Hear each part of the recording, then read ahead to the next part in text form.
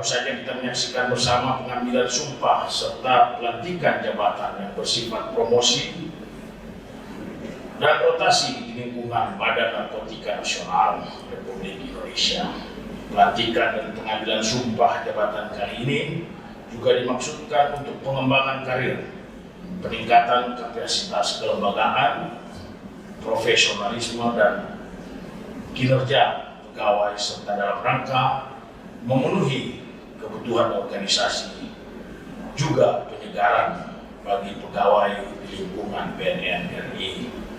Kepada pejabat yang baru disumpah dan dilantik, saya selaku pimpinan BNN RI meminta kepada saudara untuk segera menguasai tugas pokok serta menyusun program-program yang harus prioritas dilaksanakan.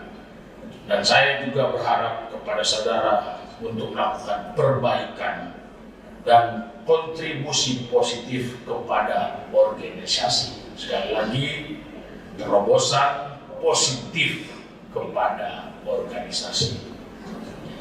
Tunjukkan bahwa saudara adalah pegawai dan pemimpin yang dapat diandalkan dalam menjalankan organisasi. Bangun teamwork yang solid untuk mengembangkan organisasi yang bisa dipercaya oleh masyarakat.